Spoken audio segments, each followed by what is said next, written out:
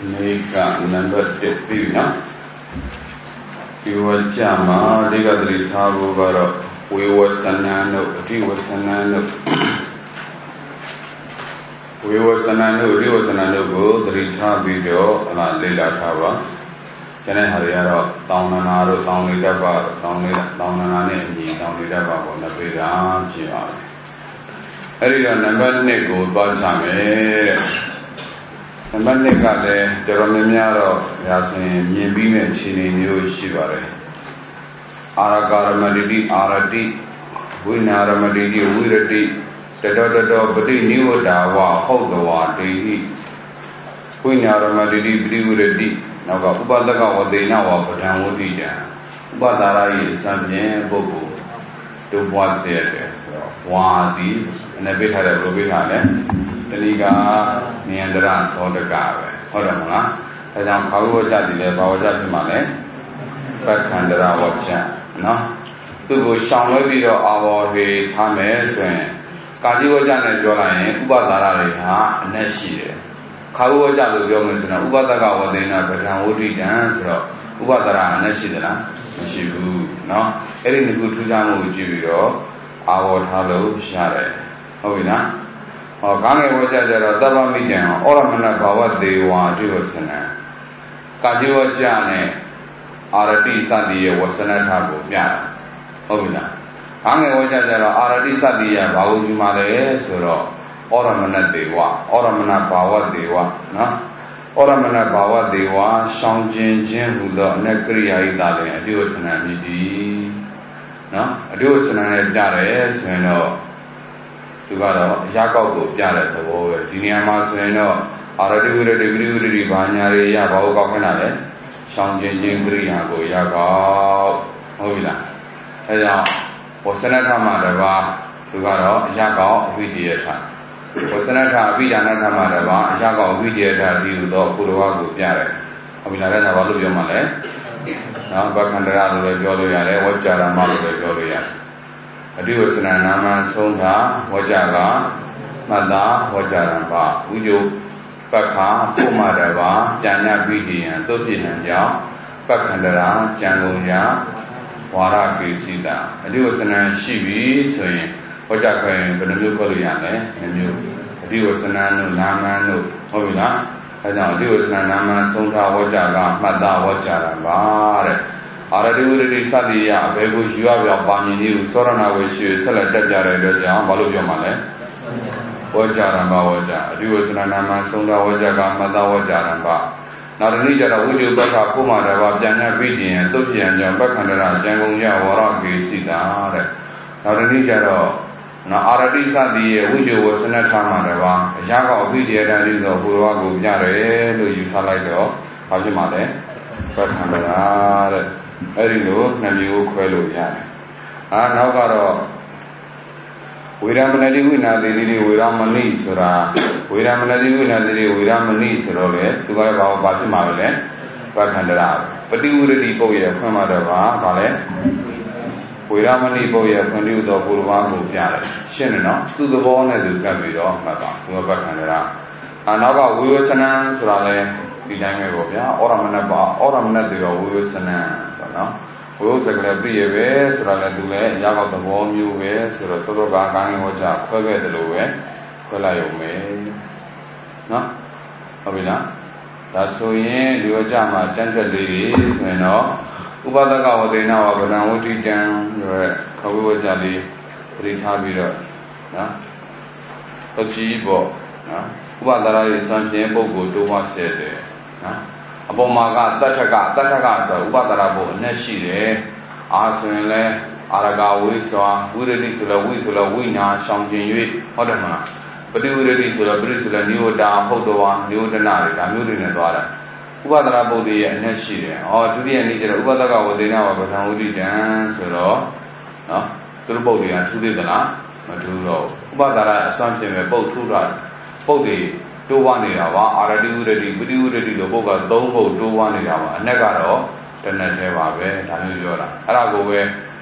သရာထူးတဲ့ပြင်အနက်လည်းထူးရသည်မဟုတ်ပါလို့သူကပြောထားတာကဥပဒါရရဲ့အစွမ်းပြင်ပုတ်တိုးထားတာပါအနက်ကတော့အတူတူပဲလို့နော် သူကပြောထားတာကိုကိုကဟာဥပဒရာဘုဒ္ဓထူးခြားနေတဲ့အတွက်အနေနဲ့ထူးခြားသိရသည်မဟုတ်ပါလို့ဒါမျိုးရှောင်းလို့အာဝထားလို့မရဘူးလားရပါဝကြအာဝကတော့လွယ်လွယ်ပဲကာကြီးကာဝေဝကြကာကြီးဝကြဖြင့်နော်အာရတိနဲ့အာတိ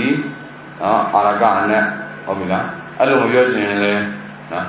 အာရတိဝရတိပရိဝရတိညာဥပဒရာဘုဒ္ဓကိုအနဲ့ရှိသောအပြင်ဖွင့်ပြဆိုတော်မူတတ္ထကနီးအပြင်ပေါ့နော်ဒါလည်းသုံးလိုက်ရင်တတ္ထကနီးတတ္ထကနီးဆိုတာလည်းနားလည်ထားအောင်နော်တတ္ထကနီးဆိုတာဘာအထေနယောဝတ္တိတတ္ထကောပဲနော်အနဲ့နဲ့တကွာဖြစ်တဲ့နီးဥပဒရာဘုဒ္ဓကိုအနဲ့ရှိတယ်လို့ဖွင့်ပြဆိုတယ်၎င်းနီးတာရှိပါသလားဟောအခြားဖြစ်တဲ့နီးတစ်ပါးကိုလည်းပြဆိုတင်သေးသည်မဟုတ်ပါလို့ဒါကဘာကိုပြောတာလဲဝကြတဲ့နော်ဝကြကိုကြည့်ပြီးတော့ထားတာနော်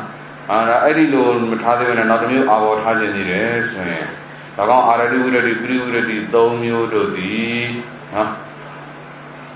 သရာထုသဖြင့်ဟောအာရတိဆိုသရာထုတယ်ဝိရတိဆိုတော့သရာထုသဖြင့်အနဲ့လည်းထူရသည်မဟုတ်ပါလောဟောသရာထုသဖြင့်ပါလေအနဲ့လည်းထူရသည်မဟုတ်ပါလောနော်ဒါမျိုးလဲရှောင်းလို့အာဘောထားလို့မရဘူးလားရတယ်နော်ဝကြအာဘောကတော့ထင်ရှားဆုံးမို့ပဲထင်ရှားဆုံးပဲပေါ့ဗျာဒါကြောင့်ရှင်တော်ရာဆရာဆက်ဒီကာကြီးဝကြဖြင့်အာရတိဝရတိပရိဝရတိပုဒ်တို့ကိုတတ္ထကနီးအားဖြင့်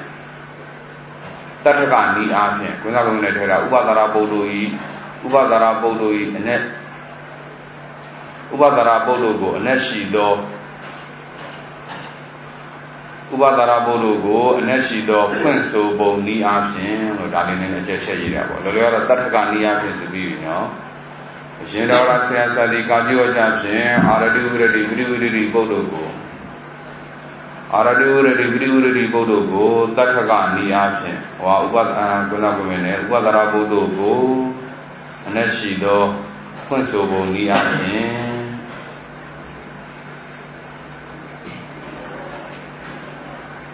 အာရတိဝရတိပရိဝရတိပုဒ်တို့ကိုတတ္ထကနီးအားဖြင့်ဖွင့်ဆိုတော်မူ၏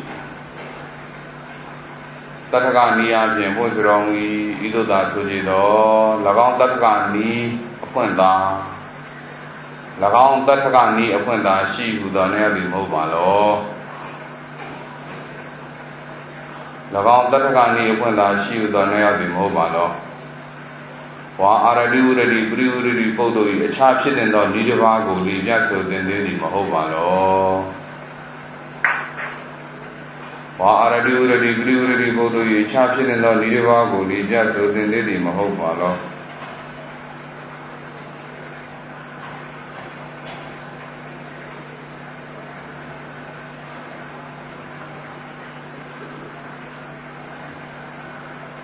ထို့ကြောင့်ကာကြီးဝကြဖြင့်အာရတိဝရတိပရိဝရတိပုဒ်တို့ကိုတတ္ထကနီးအားဖြင့်တော့ဖွင့်မပြဆိုသင်အာရတိဝရတိပရိဝရတိပုဒ်တို့၏အခြားဖြစ်တဲ့သောဒီတစ်ပါးကိုလေအဖွင့်တစ်ပါးကိုလေကဲလို့ရေးလို့ရတယ်နော်အခြားဖြစ်တဲ့သောအဖွင့်တောင်းဝန္ဒနာကိုလေပြဆိုသင်လေပြဆိုသင်တယ်မပြဆိုကြသောဆရာအပြာပိတာအပရိပုံနာဒေါသတင်းအောင်ယာဤအာရတိဝရတိပရိဝရတိပုဒ်တို့၏အဖွင့်အခြားဖြစ်တဲ့သောအဖွင့်တောင်းဝန္ဒနာနီးကဘယ်ပါနည်းလို့မေးလိုက်နော်ဟိုသံဃောတွေမှာဆိုရင်တော့သူကတော့ပုဒ်တိုင်းဟာအနက်ရှိတယ်အဲ့ဒီလိုယူဆမယ်ဆိုရင်တော့အနက်ရှိတဲ့နည်းနဲ့ယူဆမယ်ဆိုရင်တော့ဗရပုရဏအနက်လို့ယူဆနော်ဟုတ်ပြီလားဗရပုရဏအနက်ဗရပုရဏဒီလည်းဘာပဲလဲအနက်ပဲနော်ဒါပေမဲ့တိချအနက်မရှိတဲ့အတွက်ကြောင့်သာလေဒီမှာကျတော့နိရထကတိချအနက်မရှိဘူးဒါမျိုးပြောအပေါ်မှာတော့အာဆိုရင်အာရကဝိဆိုတော့တိချအနက်ရှိမနေဘူးလားရှိနေတယ်ဒီမှာကျတော့ဒုတိယနီးဥပဒကဝသေနဘာပဋ္ဌာန်ဝိရိယမှာအာရကမှာအာတိတိချနဲ့ရှိအောင်လားမရှိတော့ဒါကိုပဲအနဲ့မရှိဘူးလို့ရှုတော်တစ်မျိုးတော့သုံးတာနောက်တစ်မျိုးကျတော့အနဲ့မရှိတဲ့ပုတ်ဆိုတာမရှိဘူးလို့ယူဆလိုက်မယ်ဆိုရင်တော့အဲ့ဒီအာဒီဘာနဲ့ဟောပါမှာလဲဗရပုရဏအနဲ့ဒါမျိုးလေးလည်းသဘောပေါက်ထားအောင်နော်ဗရပုရဏနဲ့ဥပဒါရအမျိုးအစား၃မျိုးရှုတော်အောင်နေပြောမယ်ဆိုရင်တော့မောင်နှဘုတ်စရမှာကြက်ခဲ့ရတယ်ဓာတုထနုဝတကတို့ဟုတ်တယ်မလားဓာတုထဝိသေတကတို့ဓာတုထဘာတကတို့အဲ့ဒီ၃မျိုးရှုတော်အောင်နေပြောမယ်ဆိုရင်တော့ဓာတုထနုဝတကဖြစ်သွားမှာပေါ့ဒါမျိုးလေးတွေလည်းဒါသဘောပေါက်ထားအနက်မရှိဘူးဆိုပြီးတော့ဗရပုရဏအနက်တော့မဟုတ်တော့ဘူးလို့ဆိုလိုတာတော့ဟုတ်သလားမဟုတ်ဘူးနော်ဗရပုရဏအနက်ဆိုတာနော်နောက်ကဘုရားအနက်မှာထူးခြားတဲ့အနက်မရှိတာကိုပဲအနက်မရှိဘူးလို့ပြောတာနော်ဒါပုပ္ပိကများတော့ဖြစ်တာပေါ့ဗျာအဲ့ဒီလိုစကလုံးနှလုံးရဲ့ Chana Mulu, about Tava, the Union of the Deji Bamakado, Pacandara to Shabi and Bamakado. Gracia, Seadi, Gaji Wajabi, Arati, Vidati, Vidati, Bodogo, Taragani, Kujazoromui, Idoda Sojido, Lavantaragani, Wendaji, Udone, Adimo Balo, Wajabin, Nirvago, Livia, the Mobalo, Toja, Gaji Wajabi, Arati, Vidati, Bodogo, Taragani, Damabe, Movijazo, Shabin, Nirvago, Livia, the Yazodin, Yazoji, Dosia, Abia, Gona, Roda, Yai. Aradi, Vidati, Bodo, Shabin, Nirvaga, Bevani, Ido, the Gasronani, Vesarana, Vajido, Dozarana, Godana, Logido, Graciati, Pavaja, Gomez, Romui. Okay, Aradi, Bodo, Dataka, Nima, Brapurana, Nidavago, Piara, John, Bacanara, Yola, Pidabe, Edi Salayam, Jebula, Chede, Obavino. Araliva, Jane Oga Hagaro, Kame Wajas, and Notodo Gorada, Adiwasana, Naman, Sonta, Wajaga, Mada, Wajarata. Adiwasana, Namanu Lames, and Wajaramba, Waja, Pidabare, Uju Baka, Puma, Jana, Vidi, and Dubi, and John Bakara, Jangunja, Waragisita. The Lucitam is in a Bahimale, Bakandra, Waja, Pidabare, no? Adiwasana no Shigames, and Dora Vidia Tabu Yara, Vidia Tabu Yare, Surega, Shangavido, our Halu Yare. Now, Duga Babu Yago, Chapin and Yago, the Shini Lo Darling. Tandia Kisia Yago, the Shini Lo Darling, Duga Dulujana Yago, Haraja Baludiara, Tobiara. Tandia Kisia Yago, Mishu, the Kura Yago, the Kura Bonus, and Dunin, two on Tobia Ludala. Low, Kudimari Jibobia, Kubani Raga, RD, Wirati, Zero. Would it be how would it do Malongo, Juamala, attention, so may one shell. Horror. Would it be a Yagoha, how Yamale, Tona Unijasme, would it be do Mago, would it be do Mago, Honidala, Aradi, would it be Sura. Ubadara live 2 Taras, Yago Zulu, how would it be do Malongo, Juam, the nail the Mobalo, no? Or Mijuana would it be Udinama Davidum Chivane, Redinama Yamale. Oramana Bawa, Shang Jin, and Korea, who were you. Would it say that we like the college? Low. They shall not know Namakamanda, would it be the Dama Asiwa, would it be the Tamuri, which you and you, the nail, the mobile, Shalan, and Loa Shanuya. No? Shangin Korea was a little time of Shangin Korea, Mana Korea, Jola Ludana, Bramara Sion, Sena Messon, Dama Wasara, Senna. Now, was it my Shang Jenny Kaidan, no? Was it my Shang Jenny Kaidan, Dama Wasa, a woman day out. Janet Damakamanda, Dama Azua, the woman or Lomago, a day out. No? I literally you like Mason or already go. What Jarama, Sorona was she selected that, Palo Sorona was she less or already, ya, would it Domago, you and me, have you Sorona was she do, selected that. You are native about your money. Oramana Bawa, Shangin Korea, where you no? And I shall not avo, Tarabasi. No? Kajikawi, Kanga Wajaroshin, Aradu, Bodo, Jasrom, Mapiana, Wugana, no? This is a Wisa Sanjada, Aradi, Banane, Uredi, Muse, Romui, Aradu, Ya, Uri Domago, Yamu, the nail, the mobile. No? Tabalo like that, shall like that. Wajarama, Janet Kaidansman. Wajarama, or Namabia, or Pete, and Lure Bioma, Namabia, or Lure, Sorona, which is celebrated. Pajan Sorona, where she and Ledo, Senara Camaro, John Josino, Senara Boo, Nelly Kakeda. Pudimala Diambo, Sorona, where she is celebrated. Below Sorona, where she is a Legulamo, may have been Jojan Lule, no? Jaja Koja, Bijora Boo, Lulu, Tabe. Pudimajor, Jaja, Bijolo, Yabavi. Aradu would do Tonga and the Woody Banner, would do my John Mola, Blole, Diara, Mune, would do Mune, Bayuare, or a Manabava. Erido Chami Island, Sound Tapasi, no? Ojara Master, one of Honor Chama, Balu, Sound Levido, Sorana, Shimale. But to the Teddy Master, like you, the Ritaji, Teddy Master, like you, and in Lara Hari, Yagodi, Kumjali, no? Ubaga, Ubaga, Mabanana, Aruba, Tamana, made and Divasana, or who Zeredo, Golada, no? Ubaga, Mabanana, Aruba, Tamana, made and Divasana, ဝိပါကကိုသူကနေပြီးတော့ဥဒိဋ္ဌာဏကုသလကုသလနာပါကတေဝိပါကဆိုပြီးရှင်းနေဖွင့်နေပြီးတော့မှနောက်ကနေပြီးတော့နော်ဝိပါကဘာဝမဘာနာနာအရူပဓမ္မနာမေတ္တာအဓိဝဆနာသူလိုချင်တာလေးကအရူပဓမ္မနာမေတ္တာအဓိဝဆနာနန္တရားကိုပဲလိုချင်တယ်ဆိုတော့တကယ်တမ်းဝိပါကမြည်တဲ့တရားတိုင်းမှာယုတ်တရားကမရှိဘူးလားရှိတယ်နော်ဝိပါကမြည်တယ်ဆိုတာနော်ကုသိုလ်အကုသိုလ်တွေရဲ့အကျိုးလေးဝိသိဋ္ဌာဏကုသလကုသလနာပါကဝိပါကဆိုတဲ့ကုသိုလ်အကုသိုလ်တွေရဲ့အကျိုးဆိုရင်အကျိုးဆက်အနေနဲ့ယုတ်တရားတွေမရှိဘူးလားရှိတယ်အဲ့ဒီယုတ်တရားတွေကိုသူကကန်ထုတ်ရှင်လို့သူကဝိပါကဘောမဘာနာနာအရူပဓမ္မနာမေတ္တာအဓိဝဆနာဆိုတက်လာအဲ့ဒါလေးကိုဘောနဲ့ရှောင်လဲအာဘောတာကုသိုလ်အကုသိုလ်တွေအကျိုးရအကျိုးပဲဖြစ်တဲ့စေတစာယုတ်တွေကာမစာယုတ်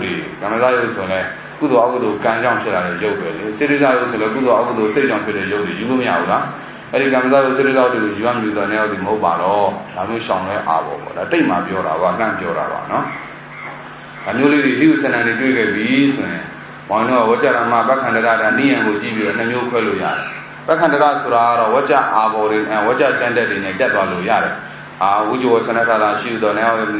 ဒီမဟုတ်ပါလို့ဝါရောက်ပြီးနေတာကိုလည်းပြတ်ဆိုတဲ့နေမဟုတ်ပါလို့ပက္ခန္တရတော့ဒီတိုင်းအာဘောကျမ်းတက်သွားလို့မလွယ်ဘူးလားလွယ်တယ်ဝကြရမကျတော့ဘလို့စောရနာမှာလဲဘလို့ရှောင်းတိုင်းမှာလဲစောက်ထဲမှာတက်ရင်မပါတော့ဘူးသူဖြေထားတဲ့အဖြေကိုကြည့်ပြီးတော့အခြားဖြစ်တဲ့အဖြေကိုကြည့်ရှာသူဖြေထားတာကဩရမဏဘာဝတဲ့အာရတိဝရတိပရိဝရတိရဲ့အရာကောက်ကိုဩရမဏဘာဝရှောင်းခြင်းနဲ့ကိရိယာကိုယူလို့သူကဖြေထားတယ်တို့အနေနဲ့အခြားစဉ်းစားမှာဘာဖြစ်တဲ့လဲဒီနေရာမှာစဉ်းစားလိုက်တော့ပထမဆုံးမျက်စိထဲမှာဒိုင်းနဲ့တွေ့သွားတာကဝရတိ3ပါးအာရတိဝရတိပရိဝရတိဆိုတဲ့ကဝရတိ3ပါးကိုကိုစားပြုတဲ့ရာကောက်ဖွင့်နေတယ်တူးနေဘူးလားတူးနေတယ်ဒါပေမဲ့တူးနေပေမဲ့ဒီနေရာမှာဒီအာဝရတိ3ပါးကိုမယူရဘူးသူကနော်ဩရမဏဘာဝဝစီတုတိုင်းမှာရှောင်ခြင်းကိရိယာမြကိုပဲယူရမှာအဲ့လိုထူးခြားမှုတွေပါပဲနော်ကြပြီဒါဆိုရင်နော်ကျန်တဲ့တက်သွားလို့ရှင်တော်ရာဆရာဒီကာကြီးခါဝေဝကြတို့ဖြင့်ကာကြီးဝကြဖြင့်ပေါ့ကာကြီးခါဝေတူပဲနော်ကာကြီးခါဝေကာကြီးကလည်းအာရတိဝရတိပရိဝရတိရဲ့အဖွင့်မဲ့ခါဝေကလည်းပါပဲလေအာရတိဝရတိပရိဝရတိရဲ့အဖွင့်မဲ့နော်ကာငယ်ဝကြကြမှာအဲ့ဒီနှစ်ခုလုံးရဲ့အဖွင့်တွေရဲ့ရာကောက်ဖွင့်တွေရဲ့နော်ဒီဝိဇ္ဇဝဆနတာအဖွင့်တွေရဲ့ရာကောက်ပြီးတဲ့တာကိုပြတာရှင်တော်ရာဆရာဒီကာကြီးခါဝေမှတ်ပြဝကြလို့ဖြင့်အာရတိဝရတိပရိဝရတိပုဒ္ဓဤအာရတိဝရတိပရိဝရတိပုဒ္ဓဤဝဆနတာအဖွင့်ကိုပြဆိုတော်မူ၏ဘာမှအဖွင့်လို့ပြောလိုက်လေပြီးတာကဒီလုံးဝဆနတာဖွင့်လဲဆိုဝဆနတာလို့သုံးလိုက်တာအာရတိဝရတိပရိဝရတိပုဒ္ဓဤဝဆနတာအဖွင့်ကိုပြဆိုတော်မူ၏အဖွင့်တောင်းနာကိုပြဆိုတော်မူ၏တဲ့လို့သုံးဤသို့ဆိုကြတော့ဤသို့သားလို့သားလေးထည့်လိုက်ပါဤသို့သားဆိုကြတော့ဝဆနထသာဆိုပြီးတော့ရကောက်ကိုမပြဘူးဆိုရင်နော်ဤသို့သာဆိုကြတော့အာရတိဝရတိပရိဝရတိအရာဝရတိတို့အရာပေါ့ဗျာ၃ပါးပေါ့အာရတိဝရတိပရိဝရတိပုတ်၃ခုတို့အရာဤသို့သာဆိုကြတော့အာရတိဝရတိပရိဝရတိပုတ်တို့အရာပရိဝရတိပုဒ်တို့ရာဝရတိ3ပါးကိုအရာကောက်ရမည်ဟုသောအ내ရောက်ရသည်မဟုတ်ပါလောဝရတိ3ပါးကိုယူရမည်ဟုသောအ내ရောက်သည်မဟုတ်ပါလောတဲ့လိုထားအာရတိဝရတိပရိဝရတိပုဒ်3ခုတို့ရာဝရတိ3ပါးကိုယူရမည်သောအ내ရောက်သည်မဟုတ်ပါလောထို့ကြောင့်ကာကြီးခါဝေကြတို့ဖြင့်အာရတိဝရတိပရိဝရတိပုဒ်တို့၏ဝဆနတာအဖွင့်ကိုသာမပြဆိုသင့်ဝဆနတာအဖွင့်ကိုသာမပြဆိုသင့်အရာကောက်ဝိတ္တယထာကိုလည်းတိကျစွာပြဆိုသင့်သည်ပြဆိုတဲ့လည်းမပြဆိုရသောဆရာအားဘာတော်တာတဲ့မှာလဲအတိညာပြီးကြပါဗျာအလွန်ပြန့်နှံ့တယ်ဝတ်ကြတာမှာကျန်တဲ့ခိုက်တန်ဆိုတော့အလွန်ပြန့်နှံ့တဲ့အတိပြပြီးကြဒေါသသိမ့်အောင်ရာဤအာရတိဝရတိပရိဝရတိပုဒ်တို့ဤရာကောက်ပြီးတဲ့အခါကဘယ်ပါနည်းကြောင့်မိတ်ကိုဗျာရှင်းနေတာပဲနော်ဥညာနုဒ္ဒရာလုံးမယ်ရှင်တော်ရာဇရာတိကာကြီးကဝေဝကြတို့ဖြင့်အာရတိဝိရတိပရိဝိရတိတို့ပုဒ်တို့ဤဝဇနတာပွင့်ကိုပြတော်မူ၏ဤသို့သာဆိုကြသောအာရတိဝိရတိပရိဝိရတိသုံးပုဒ်တို့အရာဝိရတိသုံးပါးကိုရွမ်းမြူသောနေရာသည်မဟုတ်ပါလောထို့ကြောင့်ကာကြီးကဝေဝကြတို့ဖြင့်အာရတိဝိရတိပရိဝိရတိပုဒ်တို့ဤဝဇနတာပွင့်ကိုသာမပြဆိုသည် yin adri virati privirati bodo aya yagoli tija teja swa pyaso tin le yi pyaso tin le ma pyaso ji lo sin ha tija vida ro da tin yaw ya yi adri virati privirati bodo aya ga yago bedo maya bandi ido ramna vindaga sarana di vesarana vajido jaun rosarana godorana jinga lojiro mdora rasiyadi kange vaja gome sro bui ga bhavaja jana le Ika Vajarama Jana, Bakandara Jana Garo, Viju Wasana Tamadava, Baupiale, Yaga Vidia do the Purva Gubiare, Niama Guvade Baline, Diwasana Naman Sonta, Vajaga, Mada, Vajaramba, Viju Baka Puma Rava, Jana Vidi and Tupi and Yam Bakandara, Jangunya Wara Krisida, Ugadi Nia in Telavia, Bakandara Jambiro, the Nita Jalaiba, Shemare.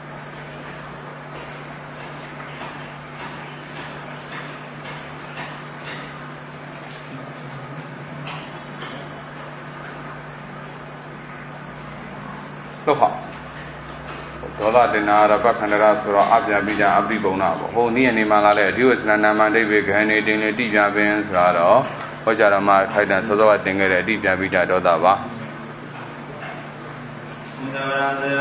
နိယရင်တဲ့ Adiwasana Naman Sonta Vajaga Mata Vajaramba Adiwasana Naman Sonta Vajaga Mata Vajaramba Adiwasana Naman Sonta Vajaga Mata Vajaramba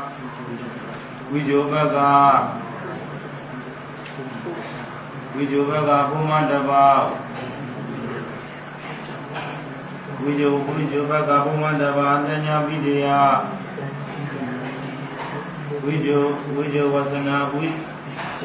Vijovaja Pumandava Vyanya Vidya Tuvi Anja Pakandara Changuja Vara Gesida Vijovasana Vijogaga Pumandava Vijovasana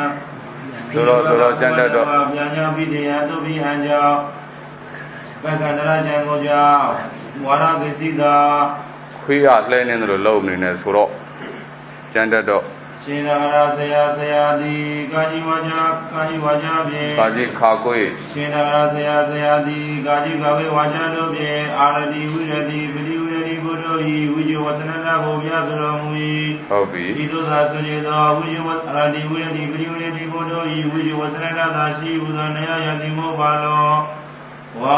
Aradi Viradi Viradi Doi Vidyada Vidyada Guli Vyasujede Dimo Balo Toja Gaji Gawe Vaja Lobhe Aradi Viradi Viradi Bodoi Viju Vasananda Bhodamabhya Sudhe Aradi Viradi Viradi Doi Yaga Vidyada Guli Vyasujede Yasudhile Mabhya Sujedo Sya Abhya Vidha Abhiguna Dodadaya Yai Aradi Viradi Viradi Bodoi Yaga Vidyada Gobedo Maya Bhadi Ido Tamana Vidava Sana Nivi Sana Vashido Ja Tosana Godona Jinga Lushira Mudoda Rasiyadi Kame Vaja Gome Suramui Hobi no Adiga Gara Pandora Ga Vajarama ne Bakhandarama Abo Thare Niyama Padora ba Tegalo Sama Matama Mire Se Bakhandara ma Abo Tmyu That De Lai Le Jara ba be Wa Aradi Viradi Viradi Do Ya Viradi 3 ပါးကိုရွတ်မြူတော့နေဒီမဟုတ်ပါလို့ Bakandara ma tisha ne le phelo mya la shi de yareဟုတ်ပြီလားအဖြစ်ဆောင်ခွင့်တော်ရနဲ့လွန်းလေအဘောကပဲเนาะသူကဩရမဏဘာဝလို့ဖြေထားတာကိုတို့ကဝိရတိကိုယူလို့ရှောင်လဲဖြေလိုက်တာပါပဲအဲကြောင့်ပက္ခန္ဒရာမှာတခါလဲပေါင်းထည့်မယ်ဆိုရင်လည်းဖြစ်တာပါပဲဆောင်းဝဲမှာတခါလဲမေးတယ်ဆိုရင်အဲ့ဒီလို 3 မျိုးလုံးထည့်အောင်ပေါင်းပြီးတော့ထည့်လိုက်လဲပြီးတာပါပဲเนาะဘယ်တက်ကြည်ပါအဲ့ဒါနှစ်ခုလုံးဒါလေးတွေကအတွေ့အကြုံရဖို့ရည်ကြည်တယ်ရှင်တော်ရဆရာကြီး Hobi Kaji Viramanati Vinati Viramani Pakandara Dusamuno Padurati Boye Appointment Dava Viramani Boye Appointed the Puravagu Jare Bahimale Pakandara Vaja no Mavajale Mangaro Vivasana Dola Toda Yoda Vacharama Bakandara Namu Jansalu Yara I mean Boviro to Senada Shira Itambi no I Viramani the Bodi Pilin and Tamina Babulan Sigana Sero အပေါ်ကပုတ်သုံးပါးကိုလှမ်းစီးတာအာရတိဝိရတိပရိဝိရတိကလည်းရကောက်တဲ့အခါမှာဩရမဏဘာဝကိုရကောက်သလိုဒီဝေရမဏိပုတ်ဟာလည်းဩရမဏကိုပဲရကောက်တာပါ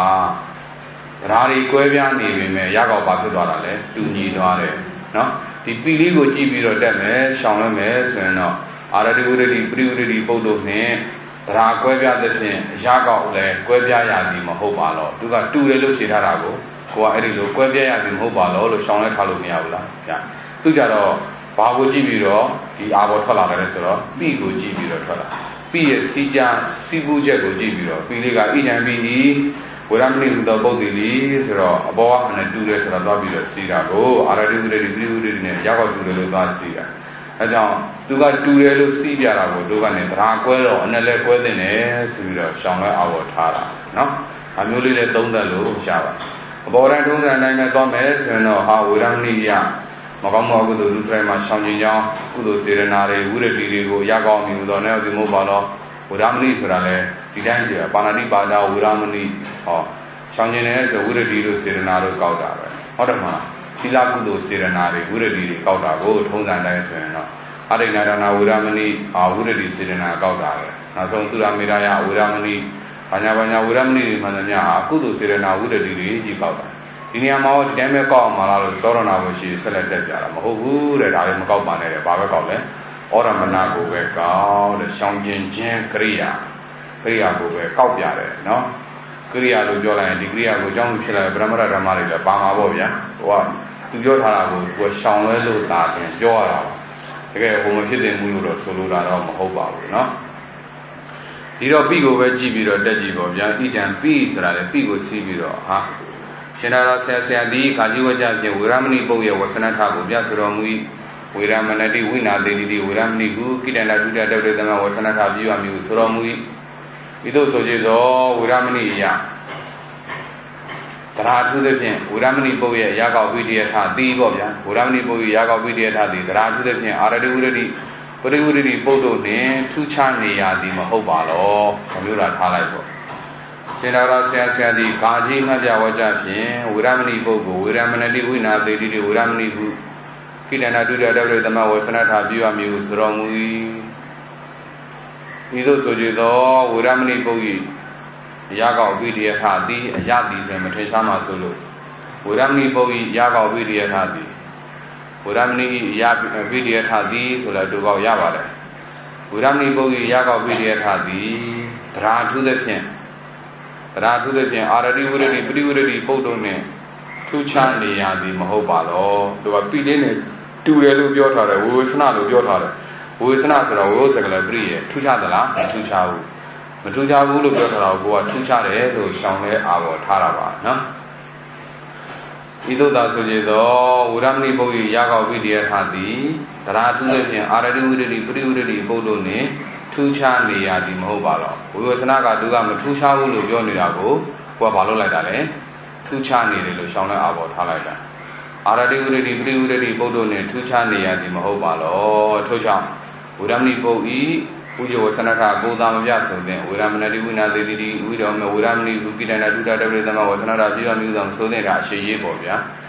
ဝေရမဏိပုတ်ဤဥဇဝဆနထကိုသာမပြဆိုတဲ့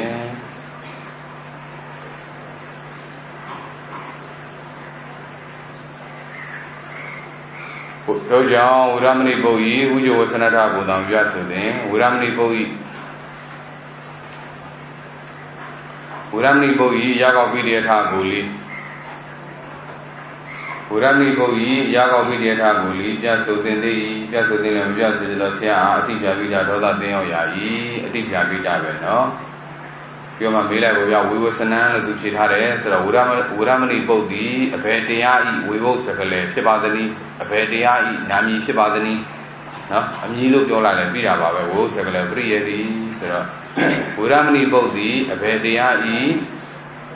နာမည်ဖြစ်ပါသနည်းဤသို့ထဗနာပစ္စကသောရဏနိဖြင့်သောရဏဘောရှိသောကြောင့်ထိုသောရဏကိုသောရဏချင်းငါလို့ရှိတော်မူသောထာဝရဆရာသည်ငါအမှတ်ပြဝကြကိုမေးနဲ့ဝေရမဏိပုတ်ဟာပါတယ်လေဩရမဏသေဝဝိဝဆနံဩရမဏဝစီတုစရိုက်မှာရှောင်ကျင်ခြင်းကရိယာရဲ့နာမည်ပါပဲတဲ့ဝိဝစကလည်းပြည့်ရပါပဲတဲ့တော့ပေါ့လား အပေါ်ကနေတော့အတိဝဆနံဆိုပြီးတော့နာမည်တက်ရလာတယ်ပေါ့ဒီမှာတော့အတိဝဆနံနဲ့နာမည်တက်ရလာတော့ဒါလေးပဲထူးခြားမှာပါဥက္ကဋ္ဌလုပ်မယ်ရှင်ထောရဆရာဆရာသည်ရှင်ထောရဆရာဆရာသည်ကာယဝါကြဖြင့်ဝေရမဏိဥသောပုဂ္ဂိုလ်ဝေရမဏတိဝိနာတိတိဝေရမဏိဟုဣဒနာဒုတိယသမေသမဝဆန္ဒမိဝမိဟုဆိုတော်မူ၏ဤသို့သာဆိုခြင်းသောဝေရမဏိဘောဤရသောဝိတယတာသည်ရာထုသဖြင့်ဝိရအာရတိဝိရတိပတိဝိရတိဘောတို့နှင့်သူကြနေရသည်မဟုတ်ပါလောထိုကြောင့်ကာယဝါကြဖြင့်ဝေရမဏိဘောဤဝိဝသန္နာကိုသာမပြဆိုသည်ဝေရမဏိဘောဤရသောဝိတယတာကိုလည်းပြဆိုသည်သေ၏ပြဆိုသည်လည်းမပြဆိုခြင်းသောဆရာအာတိပြပိတာဒေါသတရားရာ၏ဝေရမဏိဘောဤအဘေဝေရမဏိဘောတိအဘေတရားဤနာမည်ဖြစ်ပါသည်ဤသို့ထမနာမြေစကားသောနာနိဘေသောနာမရှိသောကြောင့်သောသောနာကိုသောနာခြင်းကလူရှိတော်မူသောတက္ကရာဆရာသည်နာဝကြကိုမေဆိုတော်မူ၏ဟုတ်ပြီနာမည်ဖြစ်ပါသည်ဆိုတာကတော့ဝေစနလေးကိုကြည့်ပြီးတော့နောက်တစ်မျိုးထားခြင်းတော့နော်အာရတိဝရတိပရိဝရတိဘုဒ္ဓနဲ့အရာထူးမထူးကိုဘယ်လိုပတ်ရပန်းနေဒါမျိုးလေးလည်းခမ်းမယ်ဆိုရင်လည်းရပါတယ်နော်ထူးသလားမထူးလားဆိုတော့ဝေဝဆနာဆိုတော့မထူးတော့ဘူးပေါ့ဗျာဝေဝစကလည်းပရိယေပဲဆိုတော့ထူးမလားမထူးတော့ပါဘူးအဲ့ဒီလိုမျိုးလည်းထားလို့ရတယ်ဆိုတော့အမှတ်ထားပါကိုယ့်ကိုယ်ဝါရအစဉ်ပြေအောင်ရှင်းအောင်လေးကိုယ့်ကိုယ်တော့နည်းနည်းပြောင်းလဲပြီးတော့သုံးတတ်ပါစေပေါ့အမှတ်နဲ့ပြီးရောပေါ့ဗျာနံပါတ်3မှာဝကြဒေါသတွေအားငယ်ဝကြမှာပူသွားတယ်ဘာဒေါသတွေပူမှာလဲအတိပြပိဋဒေါသငါဝကြမှာလဲဘာဒေါသပူမှာလဲအတိပြပိဋဒေါသဝကြရံပလို့ကြံစားထားတာကိုအဲ့ဒီတော့ပူမှာပေါ့ကျန်တဲ့နေရာတွေကတော့ဝကြရပက္ခန္တရဖြစ်တဲ့အတွက်ကြောင့်ဘာပဲလဲအပြပိဋအပရိပုံနာကြည့်ပါပဲဒါအထူးလုံးနေတော့လည်းနော်ဝါဒရာဘာကိုလဲလဲလို့ရေဝါဒရာထားတာလေခကွေးမှာဘယ်ကိုလဲလဲလို့ရေဝါဒရာထားတာလေအာဥပဒရာဘုရဲ့အာရကနဲ့နော်ဝိရတိမှာဝိဥပါဒရာဘုရဲ့ဝိညာဉ်နဲ့ပရိဝိရတိမှာပရိဥပါဒရာရဲ့ပရိနိဝတနာဝိဥပါဒရာဝိညာဉ်နဲ့မှာတပါးဗရပုရဏထာတိသောနဲ့တပါးကိုလဲလဲလို့တဲ့အတွက်ကြောင့်သူကြတော့အနဲ့လိုပဲသုံးလိုက်ပေါ့နော်ဗရပုရဏထာတိသောနဲ့တပါးကိုလဲလဲလို့တဲ့အတွက်ကြောင့်ဘာဝိဇ္ဇာမှာပါထားတာလဲဝါဒရာထားပါတယ်ညီမတက်ရဲ့ဉာဏ်နဲ့ပြန်ဖို့ဗျာဒီနံပါတ်1မှာပြန်ခဲ့တဲ့အတွင်းमेंဝိသဆောင်ခြင်းတတ်သောကြောင့်အာရတိဟုတ်တယ်မလားကင်း၍ဆောင်ခြင်းတတ်သောကြောင့်ဝိရတိဆုံးနေသည်ဖြစ်၍ကင်း၍ဆောင်ခြင်းတတ်သောကြောင့်ပရိဝရတိမြည်ဟူသောအနက်အကြောင်းတက္ကမှတပါဆောင်ခြင်းတတ်သောကြောင့်အာရတိဝိရတိပရိဝရတိမြည်ဆောင်ခြင်းတတ်ဆိုမှွေလို့တယ်လေတူတူပဲပေါ့နော်ဆောင်ခြင်းတတ်သောကြောင့်အာရတိဝိရတိအာရတိဝိရတိပရိဝရတိမြည်ဟူသောအနက်အကြောင်းတစ်ပါးကိုလဲလဲလို့သောကြောင့်လို့ပြောလို့မရဘူးလားရှားတယ်နော်အဲ့ဒီလိုနံပါတ်3ဒါကြောင့်ဝါဒရာလေးရခြင်းကြောင့်အာရတိညာအာဤအာရကနဲ့ဝိရတိညာဝိဤဝိနာနဲ့ပတိဝိရတိညာအာရတိညာအာဤအာရကနဲ့အာရတိညာအာဤအာဥပဒရာဘုဤပေါ့ဗျာအာဥပဒရာဘုဤအာရကနဲ့ဝိရတိညာဝိဥပဒရာဘုဤဝိညာနဲ့ဝိနာနဲ့ပတိဝိရတိ၌ပတိဥပဒရာဘုဤပတိနိဝဒနာနဲ့ပတိဥပဒရာဘုဤပတိနိဝဒနာနဲ့အာဥပဒရာဘုဤဝိဥပဒရာဘုဤဝိညာနဲ့ပတိဝိရတိ၌ပတိဥပဒရာဘုဤနိဝဒနာနဲ့ဝိဥပဒရာဘုဤဝိညာနဲ့ဒီဟုသောဝိညာဉ်နဲ့ဒီလိုတော့အနေအကြောင်းမှတပါအနေအကြောင်းမှတပါတဲ့ဗရပုရဏအနေတိဟုသောအနေအကြောင်းတစ်ပါးကိုလဲလဲလို့သောကြောင့်ဗရပုရဏထာတိဟုသောအနေအကြောင်းတစ်ပါးကိုလဲလဲလို့သောကြောင့်၎င်းပေါ့အနေအကြောင်းတစ်ပါးကိုလဲလဲလို့သောကြောင့်၎င်းဒီမှာနံပါတ်1မှာနဲ့ပြခဲ့တဲ့အတိုင်းပြည့်မှုကိုပြန်ရှင်းလိုက်ဝိစွာရှောင်ကျင်တတ်သောကြောင့်အာရတိကင်း၍ရှောင်ကျင်တတ်သောကြောင့်ဝိရတိဆုံးနေသည်ဖြစ်၍ကင်း၍ရှောင်ကျင်တတ်သောကြောင့်ပရိဝိရတိမြည်ဟူသောအနက်အကြောင်းမှတပါ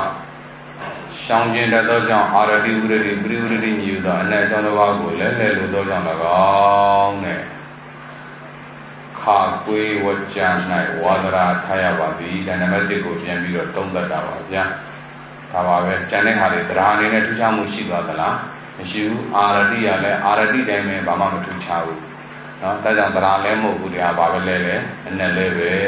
တဲ့တော့မယ်ဂိတိချမယ်ခဝေဝဇနဝါဒရာတယခြင်းကြောင့်အာရတိနံအဥပဒရဘောဤအာရကနံဝိရတိနံဝိဥပဝိရတိနံဝိဥပဒရဘောဤဝိနာနံပတိဝရတိနံပတိဝဒရဘောဤပတိနိဝရဏနတိဟုသောအနံကြောင့်မတ္တဝါပတိနိဝရဏဝိကျန်နေ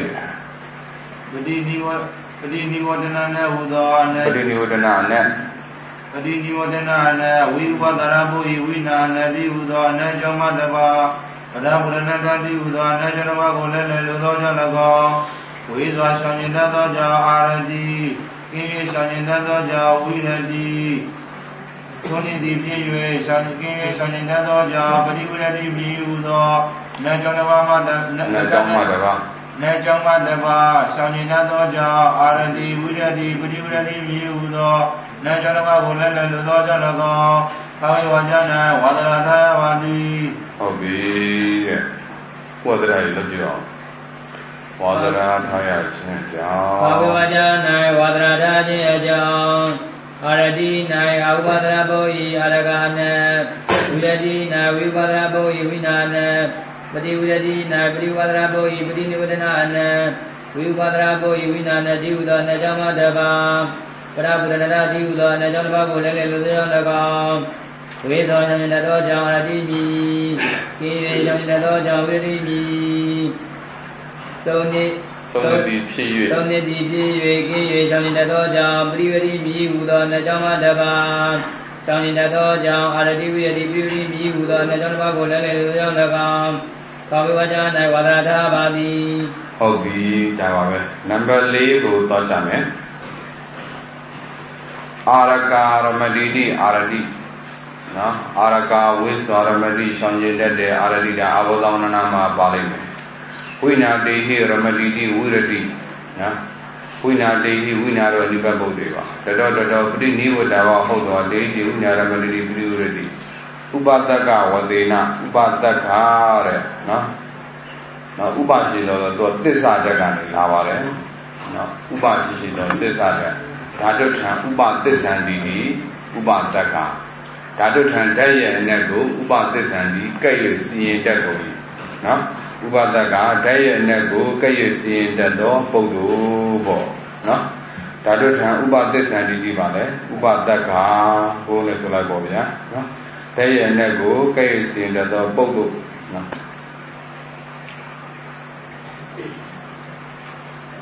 ဓာတုထံဥပသစ္ဆန္တိဥပတက္ခတည့်ရဲ့အနက်ကိုကဲ့ရဲ့စီမံတတ်သောပုဂ္ဂိုလ်ကဲ့ရဲ့စီမံခြင်းကိရိယာတာမညာကဲ့ရဲ့စီမံခြင်းကိရိယာဝိသေသလို့ထုတ်တဲ့အာရကာရဝိနာရောနိဗ္ဗာန်ပုဂ္ဂိုလ်ပါဘာမှအထူးဆိုရမလို့အတိဝဆနံနဲ့ဝိဝဆနံတို့ကလည်းနံပါတ်1မှာဘာလို့ထည့်ပြီးလဲဆိုခဲ့ပြီးသားတဲ့အဲဝိသကလောကဥပတက္ခဓာတုထံဥပသစ္ဆန္တိဥပတက္ခဆိုတာဓာတုထံဥပသစ္ဆန္တိဥပတက္ခယေဟုသောပါဟုသောသဟုသောဂါဟုသောသစ္စေမနသရာတိတဝတိမိနေတောသစ္စေမနသရာကြောင့်ဖြစ်သောဥပရှိတော်သစ္စာကနပစ္စည်းသူကစာကိုခါပြုတယ်ဆိုရကခါစသနာနာအနုကံရှိတဲ့ပစ္စည်းကြောင့်သာလျှင်စာဘွဲကိုဘာလို့ရမှာလဲခါငယ်ပြုလို့ရမှာဩဒိပြုတာတော့ပါသလားမပါဘူးဘာလို့လဲဆိုတော့နောက်မှာတန်ရုံနှောင်းနေတဲ့အတွက်ကြောင့်ဩဒိတိကပြုလို့မရဘူးဒါပေမဲ့လည်းပြောတယ်ဘာလို့ရှိရတော့မှာလဲနာပစ္စည်းစာကိုဘာလို့ချင်လို့လဲကားငယ်ပြောင်းခြင်းလို့သစ္စာတက်ကစာခွဲနှလုံးကိုကာနှလုံးပြောင်းခြင်းတယ်ကာကစသနာနော်သသသနာကာကနာနုကံတွေအနုကံရှိတဲ့ပစ္စည်းကြောင့်ပဲစာခွဲကိုကားငယ်လုံးလို့ရမှာပါ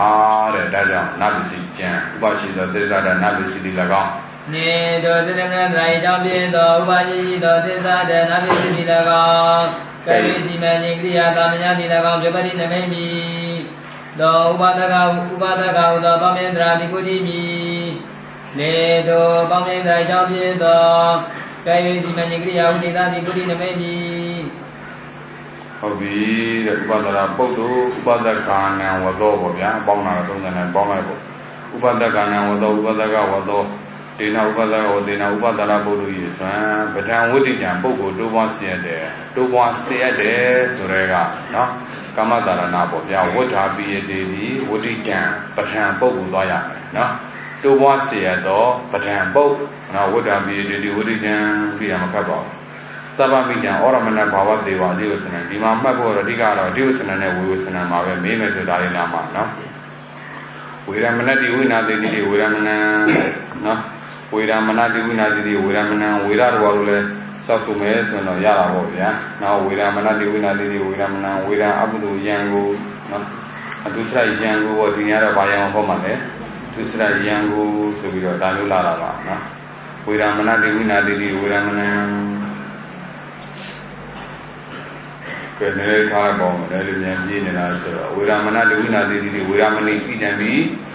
ဩရမဏဘာဝတေဝဝေဝဆနံ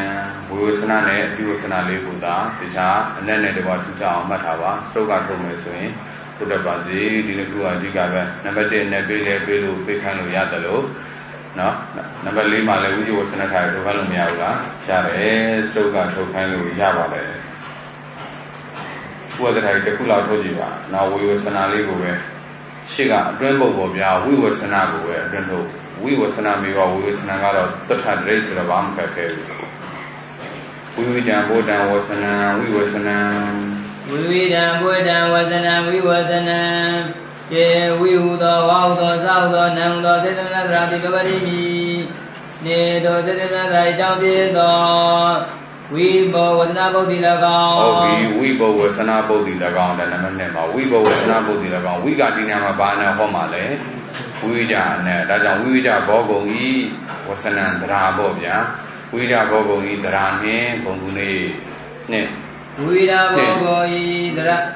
ဝိဒာဘောဂုံဤသရာနှင့်ဂုံကူလေးဖြစ်ဖြစ်သခြင်းသမန္တိ၎င်းပြပတိနမိတ်ပြီဟုတ်ပြီနံပါတ်2ပြန်ဆိုလိုက်နဲ့သောသေတနာသာဤတောင်းပြေသောဝိဘောဝဆနာပုဒ္ဓိ၎င်းဝိဒာဘောဂုံဤသရာနှင့်ဂုံကူလေးဖြစ်ဖြစ်သခြင်းသမန္တိ၎င်းပြပတိနမိတ်ပြီသောဝိဝဒနာဟူသောဗမေန္ဒရာတိပုရိမိလေတောဗမေန္ဒရာအကြောင်းဖြစ်သောဝိအထူးလူပြတာသောသရတရတိပုရိနမေမိဟုတ်ပြီတခုရီသောနဲ့အထူးပြဖြစ်သောသရာပေါ့ဖြစ်သောလေးပိုးတန်လေးထဲပေါ့စက်ပုတ်လေးနေနဲ့တခုရီသောနဲ့အထူးပြဖြစ်သောသရာတရအာရတိဥဒတိပရိဥဒတိသရာတို့တရပေါ့ဗျာဒါတရဒီဘုဒ္ဓနိမိတ်ကြီးလို့ထုတ်ပါဗျာဒီတိုင်းပဲသွားတော့အာမခတ်တော့ကဲနောက်နံပါတ်5ကိုသွားလိုက်အာရကနိဗ္ဗုတ်တဲ့ပြောဘုရားအာရကကနိဗ္ဗုတ်အာရကကနိဗ္ဗုတ်အလင်္ကနာဝိမောအာဂရန္တာပြောကြည့်ပါအာရကကအလင်္ကနာဝိနိဗ္ဗုတ်အလင်္ကနာဝိမောအာဂရန္တာပရမတိကအာချက်ဘုံဓမ္မုဒံဘူဝတိကံဘူဝတိအပြည့်စီဝိဓမ္မတိဝိဗံဟုတ်ပြီဝိဓမ္မတိဝိဗံဝိညာတေတိဝိညာကနိဗ္ဗဘောအလင်္ကနာဝိမောအာဂရန္တာဟုတ်ပြီနော်ဝိညာနိဗ္ဗဘုတ်ပဲသတ္တေဝိညာနာနာသမံပါရအလုံးဟာပါရရှိပဲလေနိဗ္ဗဘုတ်ကြီးပါပဲတဲ့ဝိညာတေတိရမတေတိဝိရတိပြီးတော့တတော်ပတိနိဝတ္တာဝဟုတ်တော်ကသာပစ္စနာနိဗ္ဗဘောအလင်္ကနာဝိမောအာဂရန္တာဟုတ်ပြီတေတိဝိညာရမတိတိပရိဝရတိဥပဇကဝသေနပဒံဝိရိတံပြီးတော့ဝိရိတံကအာချံဘောဝိရိတံကဂိဏံဘော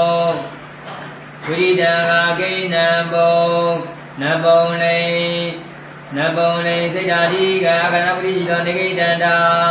လို့လည်းခြားသက်ထားပြီးခြားလာပါပြီနော်သောကပဲဝိရိတံဝိဇ္ဇိုဆိုပြလိုက်တယ်သူကအချက်ဘုကိုဝိဇ္ဇိုဆိုကြတယ်ပုံရတယ်ဟုတ်လားဝိရိတံကကိဏံဘုံနဘုံလေစိတ်ဓာတိကံ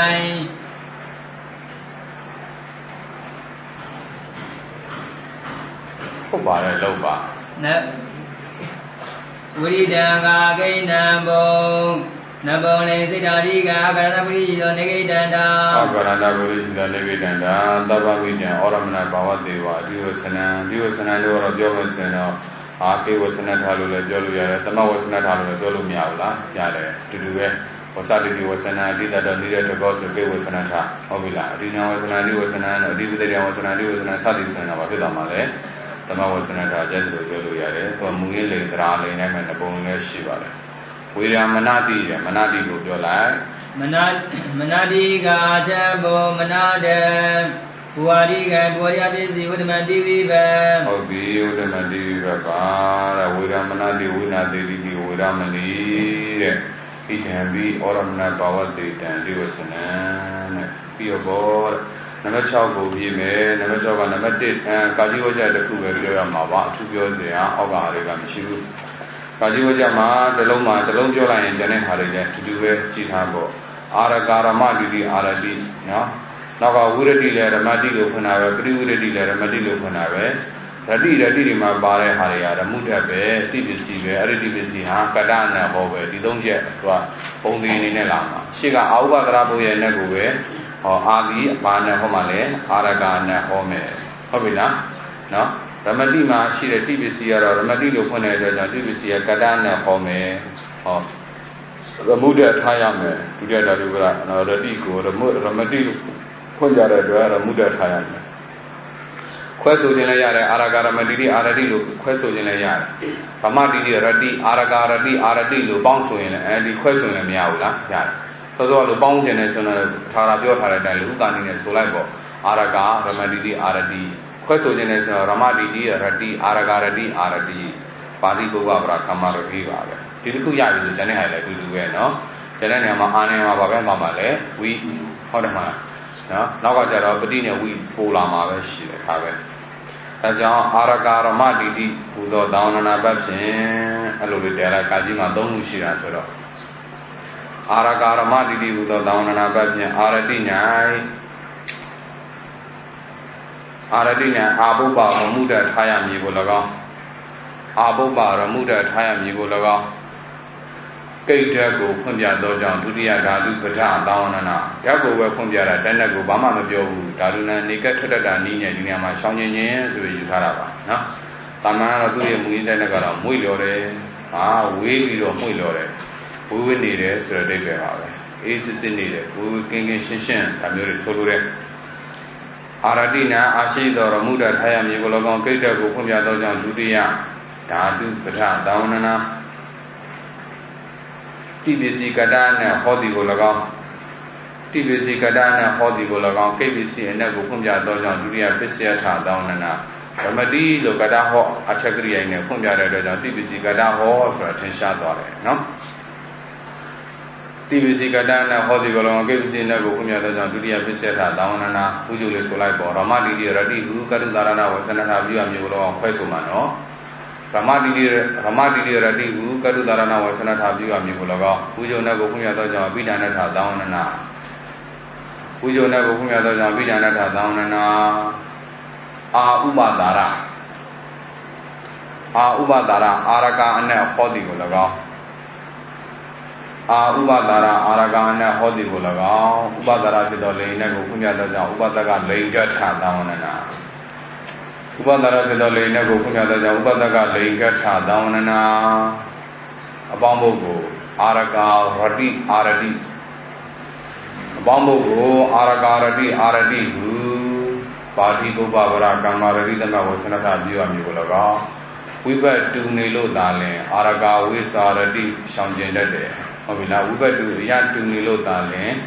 Palola, Kamaradi, Dona, the Locria within our reason. To be a devil, Sara, Shiraba, no? Tambioga, Pomanazar, no? And the Hagadarima, Tamilijan, the Hagadan, to the watch it for Namar. Amari Janala Shidalo, to the devil, the Janala Shinanda, no? Tamili was a retabo. Aradi, who, Parigu, Avara, Kamaradi, the Mavasana, have you, and Yugolaga, who don't know Bukana, Downana. Shindama Dongia and Hodi Gulaga, the Madina Gokumia, the mother Linga, down and out. Kavarasea, Sizivati, Tababe, Tubadina, a part of the who could do that, Dome. Aragara Madidi, the one and a virgin. Aragara Madidi, the one and a virgin. အာရတိနံအဘုဘာရမုဒတယမိပိကို၎င်းကိတ္တကိုဟောရသောကြောင့်ဒုတိယဓာတုပရသံဝန္ဒနာတိပိစီကတ္တနဟောတိပိကို၎င်းတိပိစီနကိုဟောရသောကြောင့်ဒုတိယပိစီယသံဝန္ဒနာရမတိတိရတိဟုကတုတရဏဝသရဏပြုမိပိကို၎င်းဝိဇုနကိုဟောရသောကြောင့်ဘိဒနနာသံဝန္ဒနာအာဟုဘသာရအာရကနဟောတိပိကို၎င်းဥပဒရာပိသောလေနကိုဟောရသောကြောင့်ဝသကလေကနာသံဝန္ဒနာအပေါင်းမို့ကိုအာရကရတိအာရတိဟုပါဠိဘောဗရာကမ္မတာရိသမဝသရဏပြုမိပိကို၎င်းဝိဇုနကိုဟောရသောကြောင့်ဘိဒနနာသံဝန္ဒနာယေသမံဒုလျနဟောတိပိကို၎င်းသမပိသောလေနကိုဟောရသောကြောင့်သမသာလေကနာသံဝန္ဒနာသာရဇယဖြစ်စေပါသည်ဟုတ်ပြီဘုရားတရားရဝိရတိကိုတခါလဲဆိုလိုက်ဘာမှမထူဝိဒီဘာနာဟောမှာလဲဝိနာနဲ့ဝိနာရတိဝိရတိပဲပါဠိဘောကမ္မရတိပဲ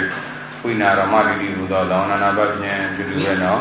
ဝိနာရမတိတိဟူသောသနာဘဖြင့်ဝိရတိနာဝိဝတ်ဝိရတိနာဝိဝတ်ဝိဘောဘာရမုဒ္ဒတာမိပိကို၎င်းကိတ္တကိုပွများသောကြောင့်ဒုတိယဓာတုပရသံဝန္ဒနာပိပိစီကတနဝတိပိကို၎င်းကေပိတိနာကိုပွများသောကြောင့်ဒုတိယပိစရသံဝန္ဒနာရမတိတိရတိဟုကတုတနာဝသနတာပြုမိပိကို၎င်းဝိဇုနကိုပွများသောကြောင့်ဘိဒနတာသံဝန္ဒနာဝိဥပဒါရာဝိနာနဝတိပိကို၎င်းဥပဒရာပိသောလိန်နကိုပွများသောကြောင့်ဥပဒကလိင်္ဂရသံဝန္ဒနာအပေါင်းဘောကိုဝိနာရတိဝိရတိဟုပါဠိဘောဝဗရာကမ္မရိသမဝသနတာပြုမိပိကို၎င်းဝိဇုနကိုပွများသောကြောင့်ဘိဒနတာသံဝန္ဒနာယင်းသမတုံလည်းနဝတိပြုကို၎င်းသမပိတော်လိန်နကိုပွများသောကြောင့်သမသာလိင်္ဂရသံဝန္ဒနာတက္ကရာဇာတိစေပါသည်ဟုတ်ပြီပฏิဝရတိကြတော့တစ်ခုလည်းပေါင်းတာမဟုတ်ဘူးလေနှစ်ခုပေါင်းလိုက်အောင်ပဲဓမ္မတိတိရတိပဲဝိနာရတိဝိရတိဟောဒါကပါဠိဘောရတစ်ဆင့်နောက်တစ်ခုကြတော့ပฏิနိဝတ္တာဟုတ်တော်ဝိရတိပฏิဝရတိပฏิကိုဘယ်လိုဖွင့်မှာလဲပฏิနိဝတ္တာနော်ပฏิနိဝတ္တာဟုတ်တော်ဝိရတိပฏิဝရတိဟုပါဠိဘောဝရကမ္မရတိပဲနော်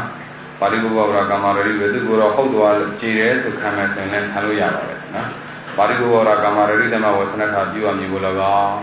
နော်ဟုတ်တော်သင်္ကရဘုဒ္ဓဒေဝဧဝိတိတရရှိကရှိတိကမ္မရတာကိုမျိုးမှာပါတယ်လေသံဘာဝနာပဲသံဘာဝနာလို့ယူထားမယ်ဆိုတော့ယူထားတယ်ဒါပေမဲ့လည်းဒီမှာကတော့ရှင်းမတဲ့သဘောသုံးဖို့ရင်လည်းသံဘာဝနာပုတ်တိတာမပါဘူးဥပဒရာပုတ်ပဲရှင်းမှာပฏิအနေနဲ့ရှင်းနေတာဆိုတော့ပါဠိပုပ္ပဗရာကိုပဲဥစားပေးတာနော်ဒါကြောင့်ပါဠိဘောရကမ္မရတိလို့ပဲထင်ရှားဆုံးနာမည်နဲ့သုံးတာပါသံဘာဝနာဟောပုတ်တိတံပါဒလားမပါဘူးသံဘာဝနာဟောတဲ့ပုတ်တိတံမပါဘူးဒါကြောင့်သူတို့မထဲဘူးနော်ဒါပဲပฏิဝရတိလည်းနှစ်ခုဆင်းလိုက်တာပါပဲဘာသာရေးဆက်လိုက်ပฏิနိဝတ္တာဝဟုတ်တော်ပฏิနိဝတ္တာဝဟုတ်တော်ဝိနာရမတိတိဟုတ်တော်ဘုဒ္ဓသံဃာပဲပြေဘုရားပါတော်ပရိနိဝဒဝဟုတ်တော်တေတိဝိညာရမတိတိသုသောသမဏနာကဖြင့်ပရိနိဝဒတော်ပရိနိဝဒဝဟုတ်တော်ဝိနာရမတိတိတေဝိနာရမတိတိဘုဒ္ဓသံဃာပဲပြေပฏิဝရတိ၌ပฏิဘောပရိစေဝိစေတိသောမုဒ္ဒထာမိပြုကို၎င်းကိတ္တကိုပွများသောကြောင့်ဒုတိယဓာတုပရသံဝန္ဒနာပိပိစီကတနဝတိပြုကို၎င်းကိပိစီနကိုပွများသောကြောင့်ဒုတိယပိစရသံဝန္ဒနာဓမ္မတိတိရတိဟုကတုတနာဝသနတာပြုမိပြုကို၎င်းဝိဇုနကိုပွများသောကြောင့်ပိဒနတသံဝန္ဒနာပฏิဥပဒရာဘောပฏิနိဝဒနာနဝတိပြုကို၎င်းဥပါဒနာဖြစ်သောလိန်နကိုပွများသောကြောင့်ပေါင်းတယ်သူကြတော့တခါပြောလာလေပฏิဥပါဒရာဝိဥပါဒရာပฏิဥပါဒရာပฏิနိဝဒနာနဲ့ဝိဥပါဒရာဝိနာနဲ့ဟောတိကို၎င်းပေါင်းတော့ပฏิဥပါဒရာပฏิနိဝဒနာနဲ့ဝိဥပါဒရာဝိနာနဲ့ဟောတိဖြစ်ကို၎င်းဥပါဒနာဖြစ်သောလိန်နကိုပွများသောကြောင့်ဥပါဒကလိင်္ဂဒသံဝန္ဒနာအပေါင်းဘုံကိုပฏิနိဝဒဝိရတိပฏิဝိရတိဟုပါဠိဘောပฏิနိဝဒဟုတ်တော်ပฏิနိဝဒဟုတ်တော်ဝိရတိပฏิဝိရတိဟုပါဠိဘောဗရာကမ္မရိသမဝသနတာပြုမိဖြစ်ကို၎င်းဝိရောနကိုပွများသောကြောင့်ပိဒနတသံဝန္ဒနာယင်းသမတုံလည်းနဝတိဖြစ်ကို၎င်းသမပိသောလိန်နကိုပွများသောကြောင့်သမသာလိင်္ဂဒသံဝန္ဒနာတက္ကရာဇာတိစေပါသည်အရင်နဲ့ထည့်ထားမှာကဝိရတိကိုယင်ခန္ဓာဝိနာရတိဝိရတိနော်ရမတိရတိဝိနာရတိဝိရတိဝိရတိပြီးတော့ပြီဆိုမှပฏิနိဝဒဟုတ်တော်ဝိရတိပฏิဝိရတိဝိယုဘယ်နဲ့ဆက်လာမှာလဲ၃ဆင့် ရှေ့မှာကတော့20မယ်ရမတိတိရတိဝိနာရတိဝိရတိအာရဂရတိအာရတိဒါမျိုး20မယ်လားသူကြတာပฏิနဲ့ထက်ပေါင်းတဲ့အတွက်3ဆန်းလာတယ်ဒါလေးပဲထူမှာပါတဏမထူဘူးနော်နောက်ကကားငယ်ကတော့ရောက်ောက်ပြောဖို့ဗျာတဲ့ခါဝေးလိုကားငယ်တွေကတော့ရောက်ောက်ပြောနောက်ကခါဝေးဝကြလို့ဆိုတော့အာရုပฏิလိုဝိလိုဟာဗရဗုလနာအနဲ့ပဲသိချနဲ့မရှိဘူးဒါလေးပဲအမှားရကာကြီးဝကြမှာဝေရမဏတိဝိနာသေတိဝေရမဏိကိုဖက်ဆိုမယ်ဆိုမဏတိဝိနာသေတိမဏိပဲဝေရမဏိပဲနော်အဲ့ဒီတော့မနတဲ့ဟာဒီညမှာဆိုဘာနဲ့ဟောမှာလဲဝိနာသေတိလို့ဖွင့်တဲ့အတွက်ဝိနာတနာအနဲ့ပျက်စီးခြင်းနဲ့ကိုဟောမယ်ဟုတ်ပြီလားနော်ပျက်စီးခြင်းနဲ့ကိုဟောမယ်ပြီးတော့မှဝေရမဏိဝေရန်ဒုစရယံကိုမဏတိဖြစ်စီတဲ့တရားဒါလေးပဲပို့တော့မနတဲ့ရဲ့အနဲ့လေးကိုဒီမှာပြောပြတယ်ဝိနာတနာအနတ်ပါဝိရမဏိမှာရှိတဲ့ဣပစ္စည်းဟာဝိရမဏိမနတိဝိနာတိတိလို့ဖွင့်တဲ့အတွက်ကတ္တအနတ်ဟောပါတယ်မနတိဝိနာတိတိမဏိလို့ဝဆနထာပြုပါပြီးတော့မှရှေ့နဲ့ပေါင်းလိုက်မယ်ဆိုဘယ်လိုပေါင်းပါလဲဝိရမဏိလို့ပေါင်းအဝသောနနာဒီမှာထူးခြားခက်ခဲတာဘာမှမရှိဘူးတခုရပြီဆိုတော့အောက်ကလည်းအလုံးရှားပါပြီတဲ့ကြည့်ပြီးတော့ဗျာနံပါတ်6ပြော